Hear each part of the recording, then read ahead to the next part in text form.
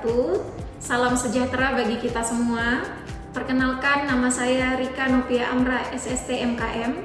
Saya merupakan dosen pada program studi D3 Kebidanan, Akademi Kebidanan Medika Bakti Persada.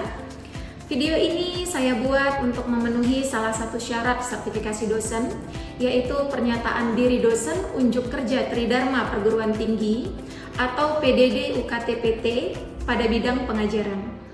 Adapun mata kuliah yang saya ampu yaitu Asuhan Kebidanan Nifas dan Menyusui. Mata kuliah ini merupakan mata kuliah wajib dengan bobot 3 SKS, 2 teori dan 1 praktek. Dalam pembelajaran, saya menggunakan metode DIA atau Delivery, Interaction, dan juga Assessment. Delivery di sini merupakan proses penyampaian materi dengan baik kepada mahasiswi agar mudah dipahami. Kemudian interaction di sini merupakan interaksi antara dosen dengan mahasiswi ataupun antara mahasiswi dengan mahasiswi lainnya. Kemudian assessment, adanya pemberian tugas yang diberikan kepada mahasiswi dan tentunya dievaluasi untuk mengukur tingkat pemahaman mahasiswi dalam menerima materi pembelajaran yang telah disampaikan. Adapun capaian pembelajaran lulusan yang disesuaikan dengan standar kurikulum perguruan tinggi yaitu aspek sikap, pengetahuan, keterampilan khusus, dan keterampilan umum. Capaian pembelajaran mata kuliah ini adalah yang pertama, S5, menghargai keanekaragaman budaya, pandangan agama, dan kepercayaan, serta pendapat atau temuan orisinil orang lain. Yang kedua, S9, menunjukkan sikap bertanggung jawab atas pekerjaan di bidang keahliannya secara mandiri. Yang ketiga, S11, menjalankan praktik kebidanan sesuai dengan kompetensi, kewenangan, dan kode etik profesi. Yang keempat, KU3, mampu memecahkan masalah pekerjaan dengan sifat dan konteks yang sesuai dengan bidang keahlian terapannya, didasarkan pada pemikiran logis, inovatif, dan bertanggung jawab atas hasil kerjanya secara mandiri. Yang kelima, P2, menguasai konsep dasar ilmu kebidanan, asuhan kebidanan, dan etika profesi. Yang keenam, P2, menguasai konsep dasar ilmu obstetri dan juga ginekologi. Yang ketujuh, KK1, mampu melakukan asuhan kebidanan pada masa kehamilan, persalinan normal, pasca persalinan normal, bayi dan balita normal sesuai standar kompetensi bidan vokasi. Yang kedelapan, KK2, mampu mengidentifikasi penyimpangan atau kelalaian pada kasus kehamilan, persalinan, pasca persalinan, bayi baru lahir, dan balita. Materi pembelajaran mata kuliah ini adalah yang pertama, konsep dasar asuhan nifas. Yang kedua, faktor-faktor yang mempengaruhi nifas dan laktasi. Yang ketiga, tata laksana awal pada masa nifas dengan penyulit obstetri dan non-obstetri. Yang keempat, fisiologi dan psikologis ibu nifas dan laktasi. Yang kelima, pemeriksaan laboratorium sederhana untuk membantu meningkatkan diagnosa kebidanan pada ibu nifas dan menyusui. Yang keenam, kebutuhan dasar ibu nifas dan menyusui. Yang ketujuh, deteksi dini faktor risiko dan komplikasi pada masa nifas. Yang kedelapan, evidence base dalam asuhan ibu nifas. Yang kesembilan, prosedur keterampilan dasar kebidanan pada asuhan masa nifas dan menyusui. Yang ke-10, pengenalan tanda bahaya pada masa nifas dan menyusui. Yang ke-11, pendampingan keluarga dalam kunjungan masa nifas. Yang ke-12, praktek budaya yang menguntungkan dan merugikan pada masa nifas. Yang ke-13, rujukan dan koordinasi pada kegawat daruratan nifas. Yang ke-14, komunikasi, informasi, dan edukasi, dan komunikasi antar pribadi atau konseling tentang nifas normal. Dan yang ke-15, pendokumentasian asuhan kebidanan pada ibu nifas dan laktasi. Demikian pemaparan singkat mata kuliah asuhan kebidanan masa nifas dan menyusui. Selanjutnya akan ditayangkan cuplikan perkuliahan asuhan kebidanan masa nifas dan menyusui. Selamat menyaksikan. Baik, Assalamualaikum warahmatullahi wabarakatuh. Waalaikumsalam warahmatullahi wabarakatuh.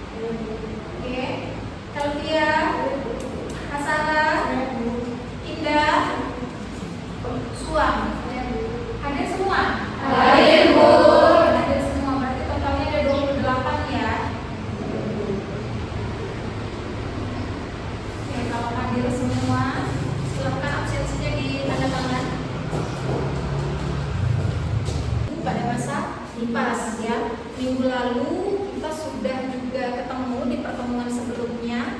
Ada yang masih ingat minggu lalu kita bahas apa? Dia tulis dulu. Oke, silakan. Faktor yang mempengaruhi masa nifas dari musuh. Faktor yang mempengaruhi faktor eksternal gitu ya. Oke, apa-apa aja faktornya?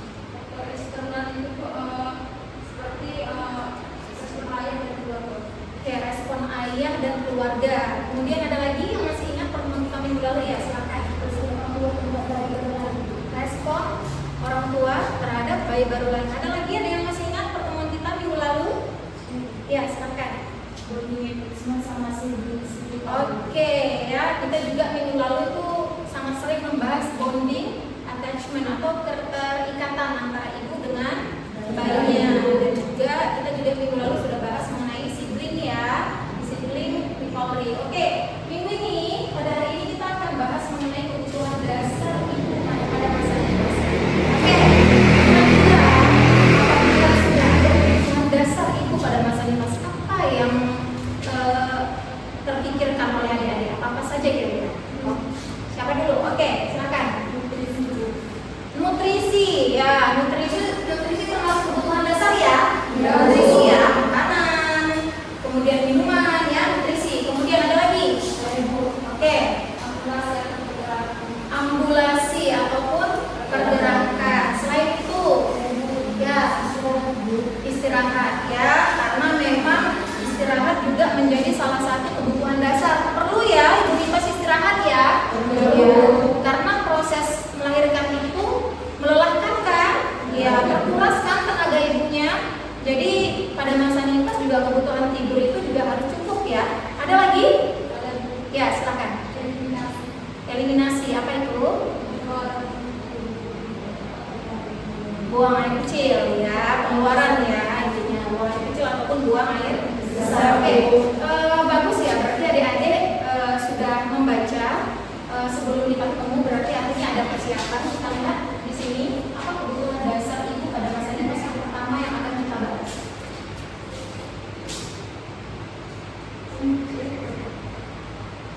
Nah, oke, yang pertama adalah kebutuhan nutrisi. Oke, pertama di sini kebutuhan nutrisi. Jelas pada masa nifas ibu itu sangat memerlukan nutrisi.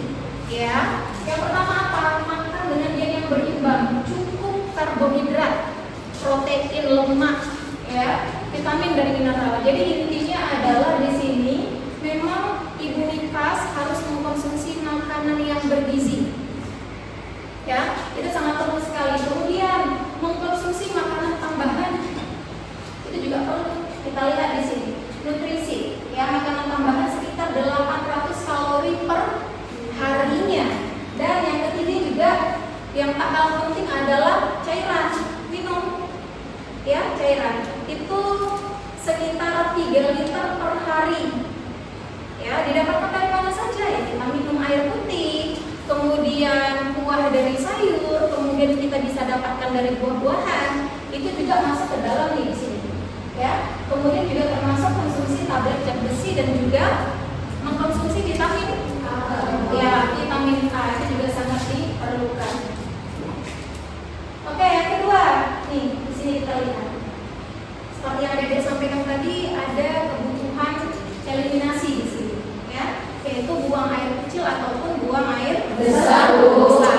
Ya, yang pertama kita lihat biasanya dalam 6 jam pertama postpartum nih, ibunya sudah harus bisa buang air kecil, ya. Dan tentunya jangan ditahan, karena apabila ditahan itu bisa menyebabkan infeksi, ya. Kemudian kalau untuk buang air besar, biasanya pada ibu nifas biasanya kadang tertunda 2-3 hari, tetapi mungkin ini hanya dikarenakan edema persalinan, kemudian merasa ibunya merasa perineumnya masih sakit, tapi sebenarnya tidak ada kendala untuk itu, kecuali sudah lebih dari 3 hari, maka sudah bisa kita berikan obat, konsumsi obat tidak apa-apa, ya, atau bisa diambulasi secara dini. Nah, makanya pergerakan. Jadi seyogianya ibu nifas ini boleh bergerak, ya, lakukan ambulasi. Jangan terkesan kaku saja. Kalau kaku ya pergerakannya kan artinya kan juga berkurang, sehingga apa? Ambulasi dini di sini, ya, ambulasi dini di sini, kita lihat di sini, secara teratur itu akan membantu regulasi dari BBAB. Dan juga yang paling penting apa? Konsumsi tinggi serat. Ini harus penting, ini penting sekali untuk dikonsumsi. Ya, biasanya kadang tidak ada kendala untuk buang air besar, tetapi pada ibu tertentu ada juga memang mereka merasakan kendala di buang air besar. Karena apa? Secara psikologis ketakutan. Takut mana ya kira-kira kalau buang air besar ya? Kan gitu ya? Nanti sakit nggak ya perineumnya? Atau gimana ya permukaannya kemarin? Atau bekas jahitannya kemarin bagaimana? Kan gitu ya? Nah, padahal sebenarnya tidak apa-apa. Ya, kalau misalnya untuk yang kebutuhan eliminasi ini ya tetap harus berjalan dengan baik. Oke. Kemudian selanjutnya nih, oke, kita lihat ambulasi. Ya, tadi sudah disebutkan oleh Marinci ambulasi berikan. Nah, pergerakan. Ya, pergerakan di sini. 2 sampai 12 jam postpartum. Sudah bisa miring-miring atau miring kanan atau duduk atau berdiri.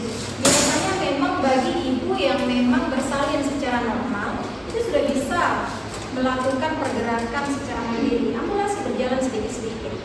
Ya, walaupun mungkin kadang kebiasaan kita, apalagi kita di Aceh ya, kita di Aceh kan karena banyak tradisi-tradisi ya.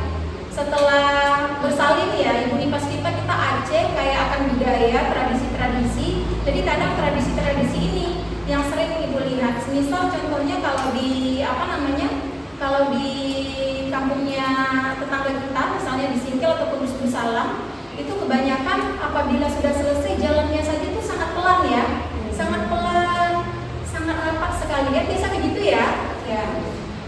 Tapi tidak apa-apa, kita mulai, intinya adalah melakukan pergerakan sedikit demi sedikit.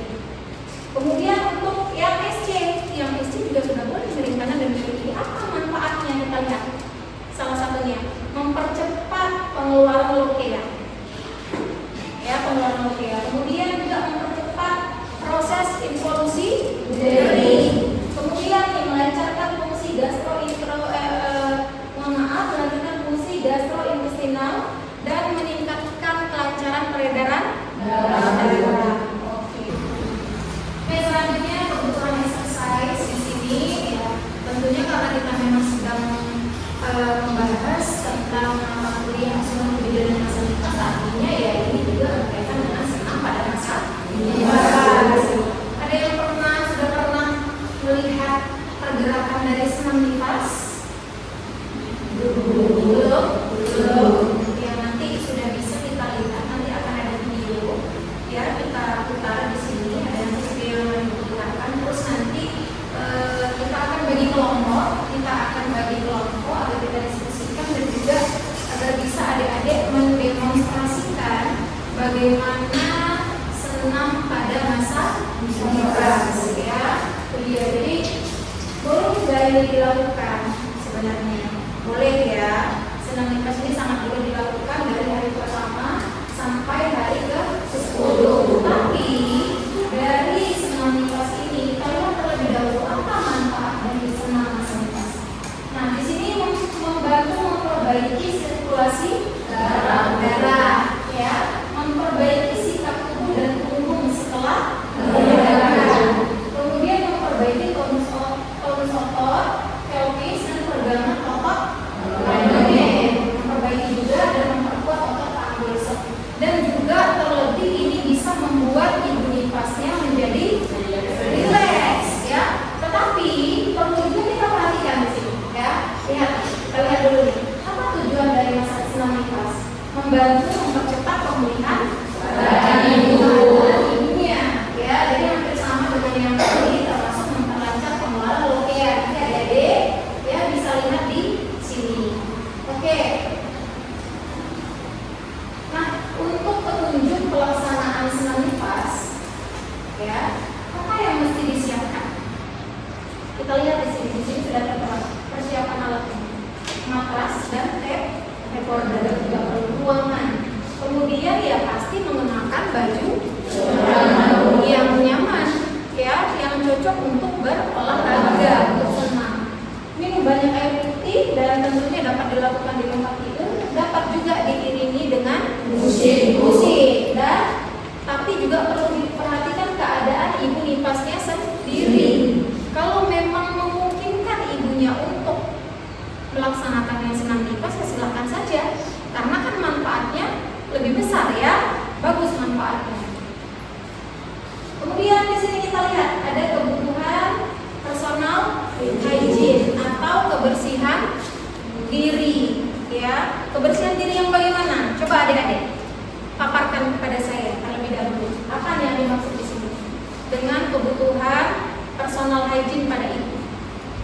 Ayo gimana? Oke, gimana kita?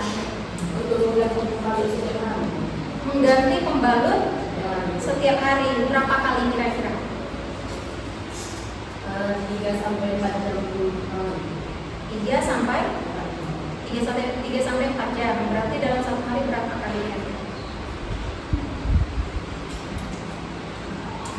Ya, jadi intinya kebutuhan personal hygiene di sini ya, kebersihan ibunya juga sangat perlu untuk diperhatikan ya. Memakai pakaian yang bersih, nyaman. Kemudian ibunya kalau bisa ya memakai bra yang menyangkut payudara. Kan sekarang kan sudah banyak ya bra menyusui juga ada ya, tetapi itu pun ya disesuaikan saja dengan keadaan ibunya. Kalau memang misalnya ibunya ingin membeli BH khusus untuk bra ya, BH atau bra khusus untuk menyusui ya silakan saja. Tapi kalaupun tidak ya disesuaikan saja, intinya ya adalah ibunya memakai pakaian yang nyaman selama masa nifas. Kemudian branya juga harus yang menyokong payudara. Kemudian yang terpenting juga apa? Mengganti celana dalam ya, mengganti pembalut, mengganti celana dalam itu juga sangat diperlukan. Dan yang paling penting adalah sebagai bidan, calon-calon bidan nanti adik-adik harus mampu memberikan edukasi kepada ibunya. Cara cebok yang benar itu harus dari depan ke belakang, jangan dari belakang ke depan. Jadi apabila memang ibu nifasnya memiliki luka perineum ya, itu tidak usah dibutuhkan apapun. Yang penting kita jaga agar tetap bersih dan kering. Apabila memang kita ingin menyentuh area kewanitaan, itu kalau bisa ya cuci tangan dan pakai sabun baru disentuh ya. Dan itu tadi ceboknya harus dari depan ke belakang ya, itu sangat penting sekali untuk diperhatikan ya. Personal hygiene dari ibunya, selain personal hygiene ibunya juga tak kalah penting apa itu? Nah kita lihat kebersihan bayi. Jadi kalau ibunya sudah nyaman tapi bayinya nggak nyaman kan sama saja ya. Jadi ibunya harus nyaman, bayinya juga harus nyaman. Di sini konteksnya apa kita lihat? Bayi itu sudah boleh dimandikan 6 jam pasca ya, sudah boleh dimandikan ya. Kemudian kita lihat tuh, memandikan bayi itu 2 kali sehari, pagi dan juga sore. Kemudian memakaikan bayi baju yang bersih, yang nyaman. Dan juga apabila memang memakai popok, kalau sudah penuh yang harus diganti. Bayi kan belum bisa berbicara ya, taunya kan menangis ya, bayi kan ya. Jadi kita sebagai ibu juga harus cepat tanggap apabila mendengar tangisan bayi.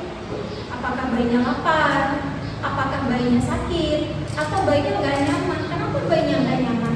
Mungkin karena popoknya sudah penuh ya kan, sehingga isi kan ya. Kita saja yang pembalutnya saja, pembalut kita pada saat menstruasi sudah penuh kan kita nggak nyaman ya, kita sebagai orang dewasa, apalagi bayi. Bayi kan juga butuh kenyamanan kan, terlebih lagi bayi sangat butuh kenyamanan ya. Kemudian menjaga tempat tidur bayi selalu bersih dan hangat, dan menjaga alat-alat apa saja yang dipergunakan kepada bayi itu kita jaga untuk tetap bersih ya. Oke, selanjutnya istirahat dan tidur. Ini juga termasuk menjadi kebutuhan dasar pada ibu nifas, karena memang ibu ini butuh istirahat, butuh tidur yang tercukupi. Apalagi selama masa nifas, durasi tidur mereka kan biasanya berkurang ya. Tidak semua, tapi kebanyakan durasi tidurnya pasti berkurang. Kebutuhan tidur orang dewasa berapa jam? 7 sampai 8 jam. Jadi kan ibu kan perlu beradaptasi dari yang semula belum ada bayi, sekarang sudah ada bayi ya. Tetapi misalnya bayinya di tengah malam suka bangun karena itu entah haus, ingin ASI, atau misalnya merasa ketidaknyamanan karena popoknya penuh ataupun buang air besar, atau bayinya pun itu kan ketidaknyamanan, sehingga apabila muncul ketidaknyamanan kan bayi kan menangis ya di malam hari. Jadi kalau bayi menangis di malam hari otomatis ya orang tua juga terjaga. Kalau terjaga artinya apa? Kebutuhan tidurnya itu kan menjadi berkurang. Nah, kita lihat ya, apa yang perlu kita anjurkan? Anjurkan ibunya untuk istirahat yang cukup. Minimal apa? Untuk mengurangi kelelahan. Kemudian nih, yang paling penting nih kita lihat nomor 2. Anjurkan ibunya istirahat ketika bayinya tidur. Ya, apabila di malam hari kebutuhan tidur kita sudah terganggu, di siang hari kita kan punya kesempatan ya untuk tidur. Jadi pergunakan waktu tersebut apabila memang bayi sedang tidur, kita juga sebagai ibu juga harus tidur. Ya, jangan lagi kita main handphone, lihat TikTok, kalau enggak lihat Instagram. Jadi manfaatkan waktu untuk apa? Untuk memenuhi untuk istirahat. Ya, jadi upayakan apabila memang bayinya tidur, ya, si ibu juga harus tidur, istirahat, ya. Kemudian kembali ke kegiatan rumah tangga secara perlahan. Jadi karena memang istirahat ini sangat penting. Kalau kebutuhan istirahat ataupun tidur ini terganggu, apa dampaknya? Apa dampaknya?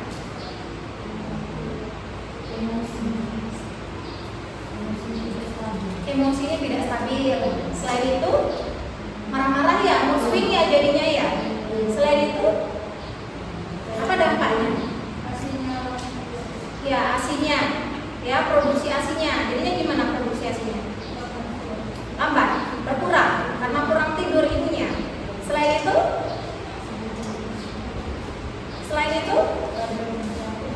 udah capek, udah lelah. Kita saja sebagai bukan ibu nifas, kalau tidur kita tuh tidak terpenuhi atau kurang istirahat, capek ya, lelah ya, apalagi ibu nifas. Oke.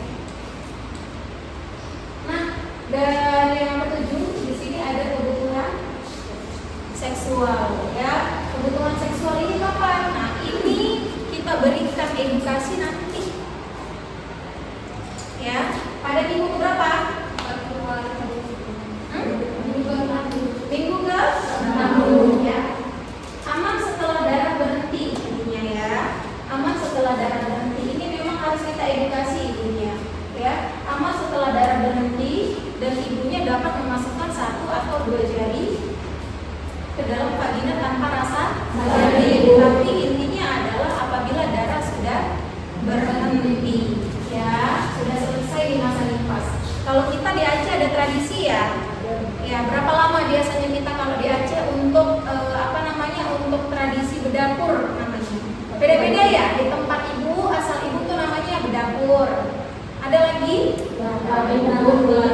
Ya, dalam bahasa daerah kita di sini namanya juga ketaring. Itu berapa lama? 40 hari. Beda-beda ya, ada 40 hari atau bahkan sampai 50 hari. Itu nggak bisa kemana-mana ya? Ya, nggak bisa kemana-mana. Dan kita diam di rumah saja. Oke. Nah, apa hal-hal yang mempengaruhi seksual pada masa nifas? Kita lihat. Nah, intensitas respon seksual berkurang. Karena kenapa? Karena tubuh ibu belum terlalu sensitif seperti semula. Kenapa? Lelah ya juga, terkuras ya tenaganya. Karena kenapa? Mengurus bayi, fokusnya kepada bayi, kemudian sedang menyesuaikan diri, adaptasi lah intinya, ya, adaptasi. Kemudian kenapa? Bonding dengan bayi di sini karena adanya bonding dengan bayi, keterikatan dengan bayi, sehingga tidak terpikirkan lagi untuk hubungan seksual, ya. Tapi intinya ya tidak dibenarkan untuk melakukan hubungan seksual ya pada masa nifas. Karena memang dari segi kesehatan itu nggak bagus ya, tidak sehat ya. Oke, kemudian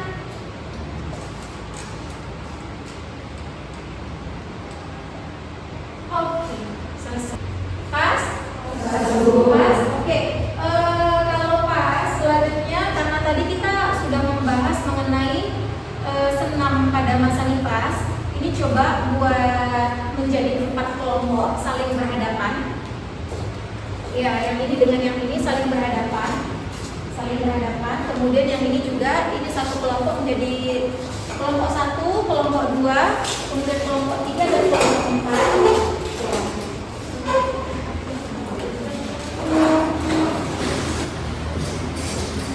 Baik adik-adik, demikian pertemuan kita pada hari ini mengenai kebutuhan dasar ibu pada masa nifas. Kita ketemu minggu depan. Untuk tugasnya saya tunggu minggu depan sebelum kita H-1 sebelum kita masuk di minggu depan. Itu sudah harus dikumpulkan ke saya tugasnya ya. Tugasnya tadi yaitu membuat video senam masa nifas dari masing-masing kelompok. Jadi ada empat kelompok yang akan mengirimkan video senam pada masa nifas. Oke, buat semenarik mungkin, sebagus mungkin ya. Lihat contoh-contohnya ada, sudah banyak sekali ada di YouTube. Nanti akan kita unggah di Instagram dari kampus kita ya. Gitu ya. Oke, demikian pertemuan kita pada hari ini. Saya akhiri. Assalamualaikum warahmatullahi wabarakatuh. Demikianlah video pembelajaran ini dibuat sebagai salah satu syarat sertifikasi dosen, yaitu pernyataan diri dosen unjuk kerja Tridharma Perguruan Tinggi atau PDD UKTPT pada bidang pengajaran. Terima kasih. Assalamualaikum warahmatullahi wabarakatuh.